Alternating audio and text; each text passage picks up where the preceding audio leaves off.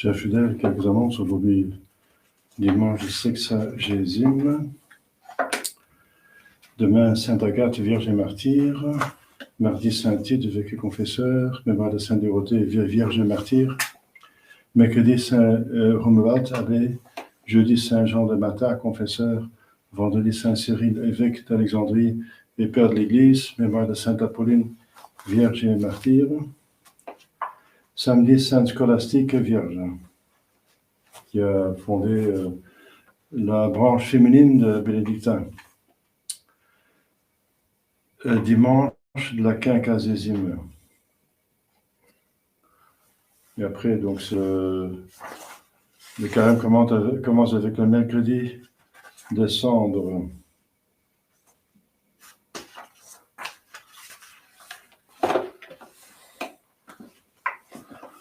Au nom du Père et du Fils et du Saint-Esprit, ainsi soit-il. Chers fidèles, nous voyons Saint Paul dans l'Épître avec toutes les tribulations qu'il a subies pour la gloire de Dieu. Il en parle parce qu'il est attaqué, n'est-ce pas, étant un faux apôtre, mais il montre par ses œuvres qu'il est un vrai apôtre. Qui fait une apologie. Et en même temps, nous savons tout ce qu'il a subi, n'est-ce pas? Alors, ce qu'il faut subir, n'est-ce pas, c'est en relation avec l'Évangile, pour la parole de Dieu. Parce que notre Seigneur Jésus-Christ, ici, donne une parabole, une comparaison entre la parole de Dieu et la semence que vient semer un agriculteur dans son champ.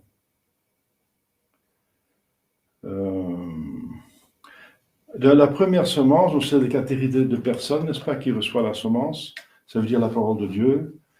La parole de Dieu est toujours la même, mais qu'elle produit des fruits, oui ou non, ou combien de fruits, ça dépend donc de nous. Ça dépend de nous. Vous voyez les différentes acceptations, dispositions des personnes qui reçoivent la même semence. La première catégorie de personnes qui reçoivent la semence, c'est la parole de Dieu. C'est comme la semence qui tombe à côté ou sur la voie publique. Elle est piétinée et les oiseaux du ciel viennent la manger. Donc, elle périt. Il n'y a rien elle produit rien. Pourquoi? Parce que le sol n'est pas approprié. Alors, notre Seigneur Jésus-Christ, à la demande de ses disciples, il explique la comparaison et il dit ce sont ceux qui écoutent. Ensuite vient le diable et il prend tout. Le diable, c'est symbolisé par les oiseaux, n'est-ce pas? Et voilà. Alors, qu'est-ce que ça veut dire? Eh bien, que ces gens écoutent, mais qui ne sont totalement pas disposés. Il n'y a aucune bonne disposition. Ils sont très légers, superficiels, mondains. Donc, cette catégorie, donc, qui paresseux, frivoles, légères, dissipés, les cœurs indifférents, voilà, indifférents, semblables à une grande route où l'on est étourdi par le bruit, où le terrain est battu et se durcit sous les pieds des gens qui passent en tous les sens. Voilà. Donc, c'est aucune bonne disposition sur les gens qui sont en finalement de mauvaise volonté, dont les anges parlent, ils disent, quand Jésus est né, paix à tout homme de bonne volonté. Ça veut dire qu'il y a d'autres catégories d'hommes qui tombent en dehors de la paix de Dieu, ça veut dire de mauvaise volonté. Ils n'ont pas la paix de Dieu, bien sûr. C'est la paix de Dieu, ça veut dire l'état de grâce, le droit au ciel. Paix à tout homme de volonté, eh bien, il y a des gens de mauvaise volonté, voilà. Alors, ils reçoivent la prédication de notre Seigneur Jésus-Christ parce que tout le monde a une possibilité d'aller au ciel. Tout le monde. Donc, ils reçoivent la semence, mais ils ne sont absolument pas disposés, n'est-ce pas? Ils sont avec le monde et le diable, voilà. Alors, donc ça, c'est le mauvais exemple pour recevoir la prédication de Dieu, n'est-ce pas? Une autre partie de la semence tombe sur une pierre, donc sur un chemin, donc un terrain roqueux, n'est-ce pas, rocher dur. Et bon, il y a jamais un pur rocher, n'est-ce pas? Il y a toujours du sable amené par le vent, c'est-à-dire quand même quelque chose. Donc la semence prend germe, n'est-ce pas? Mais elle va elle va sécher, elle va mourir parce qu'elle n'a pas de sucre, elle n'a pas de possibilité de croître. Alors, c'est des gens donc, qui écoutent et qui reçoivent avec, Jésus dit, avec joie. Ça veut dire ils reçoivent allègrement, donc ils sont apparemment de bonne volonté, mais ils n'ont pas de racines, ça veut dire que ce n'est pas sérieux. Dès que, avec le temps, quand il y a la tentation, ils tombent, n'est-ce pas? C'est fini, n'est-ce pas? Donc, c'est des gens qui sont de bonne volonté, mais ils n'acceptent pas les tentations, les tribulations, les croix. Ils ne sont pas prêts à faire des sacrifices. Si ça coûte quelque chose, ça ne vaut plus la peine pour eux. Donc, ils ne sont pas prêts, c'est encore un vice de volonté. Ils ne sont pas prêts à accepter les croix. Parce que les croix, bien sûr, c'est tous les jours et jusqu'à la fin de la vie. Ils ne se rendent pas compte, comme dit saint Paul, que les gens du monde ont aussi leur croix. Qu'on croit ou qu'on ne croit pas, on a toujours les croix. Donc, les gens non-croyants ont aussi leurs difficultés, c'est inévitable.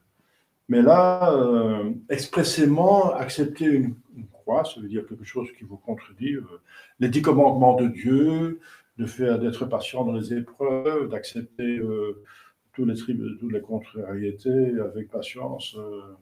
Non, ils essaient toujours d'échapper, n'est-ce pas? Et dès que ça coûte quelque chose, ils abandonnent. Voilà. Donc, ce sont des gens qui refusent la croix, ce sont des ennemis de la croix. Dont parle. Oui, saint Paul en parle aussi. Ce sont des gens qui aiment leur ventre, qui ont leur ventre comme Dieu et qui sont des ennemis de la croix. Donc, ce sont même des chrétiens, hein, dont ça parle saint Paul, des chrétiens, mais finalement qui n'ont pas de profondeur. Alors, il y a une troisième catégorie de semences qui tombent, dit Jésus, sur un bon terrain, mais il y a des épines, de la mauvaise herbe qui croît après un certain temps et qui l'étouffe. Alors, c'est quoi ça? Bien, c'est ce genre qui écoutent, qui acceptent avec joie et qui sont même prêts à accepter des croix. Mais quel est le problème? Eh bien, c'est qu'ils essaient de servir deux maîtres à la fois. Ils ont aussi leurs occupations, n'est-ce pas? Ils sont dans le monde, ils veulent profiter, ils veulent avoir le paradis terrestre sur terre et après, les deux. Et ça ne va pas. Le paradis terrestre n'existe plus sur terre, c'est fini, c'est fermé. C'est des gens qui veulent quand même jouir sur la terre et ils veulent aller au ciel, bien sûr, mais en même temps aussi jouir sur la terre. Et ça ne va pas, ça l'un à l'autre, et puisqu'il a les mauvaises herbes, si on laisse les mauvaises herbes faire, c'est les mauvaises herbes, malheureusement, qui prennent toujours le dessus sur les bonnes. On voit ça dans les jardins, n'est-ce pas? Si vous laissez votre jardin faire, ça devient un jungle, ça ne va pas devenir un bel endroit. Donc, ça va, si vous n'allez pas avoir des tomates et des haricots, ça ne va pas venir tout seul, n'est-ce pas? Les pommes de terre, donc c'est n'importe quoi qui va pousser, et la plupart, c'est inutilisable. Donc, qu'est-ce qui se passe? Eh bien, ce sont des gens qui acceptent la croix, mais qui ne sont pas prêts à mortifier, à choisir uniquement Dieu, à mettre Dieu au-dessous de tout, et ne voir que Dieu, et n'accepter que Dieu est le seul but, et tout le reste sont des moyens. Ça, c'est le principe et fondement de toute vie spirituelle. Dieu est le but, le ciel, et tout le reste sont des moyens. Non, les moyens sont tellement attractifs qu'ils me prennent un petit peu comme leur but aussi dans la vie. Et c'est une catastrophe. Parce que prendre une créature comme but, c'est l'idolâtrie, c'est une forme d'idolâtrie, bien sûr. Le but, prendre quelque chose comme son but, c'est prendre comme son Dieu, n'est-ce pas? Voilà, donc ils vont encore, la semence va encore étouffer, va mourir, l'état de grâce va disparaître. Ils ne sont pas disposés. Donc la même semence normalement, elle fait son travail, mais vous voyez, c'est du côté de l'homme, ça ne va pas du côté de l'homme. Il y a un problème du côté de l'homme. Tout le monde a assez de grâce pour devenir saint, mais combien sont canonisables, n'est-ce pas, à la fin de leur vie?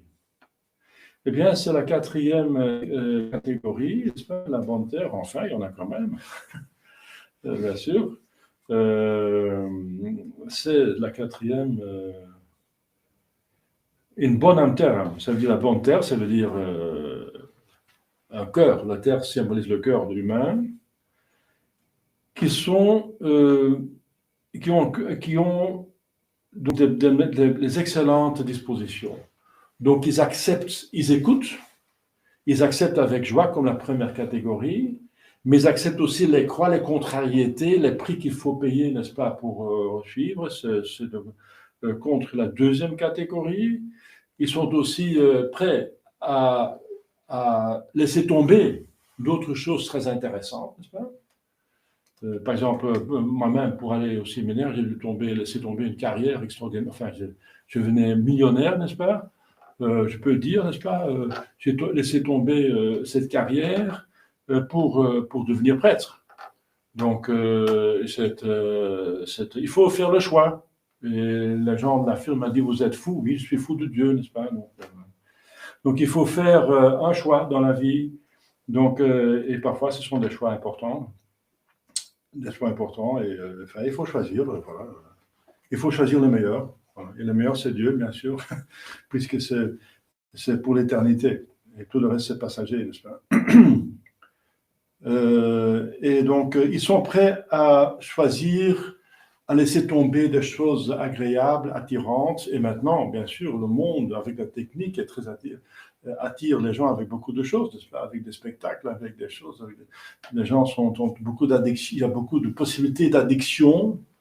Tout ce qu'une civilisation post-chrétienne puisse... et les post-chrétiens, ça veut dire elle était chrétienne, ça veut dire elle a développé beaucoup de choses, et s'est développée parce que le chrétien doit développer ses talents. Si on voit ça avec d'autres, on compare ça avec d'autres cultures, par exemple en Inde, on ne peut pas utiliser ses talents. Quand on est paria, il faut rester paria. Donc la civilisation chrétienne a développé énormément, c'est la plus haute civilisation, mais c'est post-chrétien, malheureusement, ça veut dire ils ont beaucoup développé, mais après ils ont abusé. Il y a l'apostasie, n'est-ce pas? Donc la civilisation post-chrétienne, c'est la catastrophe. Il faut rester chrétien, sinon, si on tombe plus bas que les autres. Le plus haut qu'on vole, le plus bas on tombe après. Donc il y a beaucoup de choses que cette civilisation post-chrétienne nous propose, pas comme jouissance, et la science y met, la technique. Bon, c'est ahurissant, surtout si on a l'argent, n'est-ce pas? Mais c'est tout ça des passagers, comme je dis. Donc il faut choisir, et voilà. Donc il faut encore faire cet effort contre la quatrième catégorie. C'est la quatrième ou troisième? La troisième catégorie. Et c'est la dernière catégorie, n'est-ce pas, qui est la bonne, qui accepte tout, n'est-ce pas, les croix et les choix. Les croix et les choix. Les croix, d'accepter les croix qui se présentent, c'est des difficultés et des possibilités qu'on laisse tomber. On laisse tomber parce qu'on ne peut pas faire deux choses bien en même temps. Eh bien, s'occuper de Dieu, de son âme, aller au ciel, c'est une occupation assez astreignante, n'est-ce pas, si on prend ça au sérieux. Voilà. Et si on prend ça très au sérieux, et on a la vocation, on se retire même dans un désert, dans un monastère, dans un lieu calme, n'est-ce pas, et on se cache du monde et on s'occupe uniquement des exercices spirituels, des lectures spirituelles, etc., la messe, la communion, les sacrements, l'obéissance à une règle, l'obéissance à un supérieur, les prières en commune, le bréviaire, le chapelet, la méditation, toutes les dévotions, le travail aussi, bien sûr, ora et labora, le devise de Saint-Benoît. Donc, ça c'est la vie, n'est-ce pas, des premiers ordres, des ordres religieux, qui montrent l'exemple comment vivre pour Dieu, n'est-ce pas? Alors, pas tout le monde a cette vocation, Mais ceux qui restent dans le monde ont aussi ont des exemples quand même pour tendre le plus possible à cette... Pour autant que cela est leur donné, de dans le monde se sanctifier. Voilà, chers fidèles, une invitation dans Jésus-Christ pour bien user de la grâce. Donc on a tous la même grâce. Dieu n'a pas de distinction de personne, d'appréciation de personne. Il voit le cœur. Il va favoriser plus celui qui a un bon cœur, qui est plus ouvert qu'un autre. Parce que bien sûr, si on utilise bien une grâce, on mérite une autre grâce. Donc c'est un effet de boule de neige. Si on abuse d'une grâce, on ne mérite pas d'avoir la grâce suivante, bien sûr, c'est évident. Parce que c'est un édifice qui va en haut, donc c'est comme une pierre qui repose sur la pierre en dessous, donc il faut que la pierre en dessous soit bien posée pour mettre une autre pierre, une autre rangée. L'édifice est placé sur un fondement et le toit sur les murs. Donc s'il n'y a même pas le fondement, comment faire les murs? Donc pour avoir les grâces suivantes, il faut être fidèle aux grâces précédentes. Parce que ça, pour répondre à l'objection, oui, mais il y a des gens quand même qui ont beaucoup de grâce, d'autres, oui, mais parce qu'ils méritent, parce qu'ils ont bien utilisé la grâce précédente, qu'ils ont mérité d'autres grâces, que vous n'avez peut-être pas bien utilisé cette grâce, vous avez moins de grâce parce que vous avez, voilà. C'est encore de votre faute, disons. Et c'est de votre... Le ballon est dans votre camp, comme on dit, n'est-ce pas? C'est à vous de jouer, c'est à vous enfin, dans le sens respectueux, bien sûr. C'est pas un jeu, la vie spirituelle, mais vous comprenez ce que je veux dire. Ça appartient à nous. Comme dit Saint Jean de la Croix, la quantité ou la qualité de la grâce que vous recevez, ça dépend de vous. Comment vous ouvrez à Dieu. Parce que Dieu est bon. Dieu veut donner. Et il est infini, il est infini puissant, il peut donner une infinité de choses. Pour lui, c'est comme rien, n'est-ce pas? Pour une toute puissance, c'est pas difficile. Donc, il attend, il cherche des personnes qui sont bien disposées.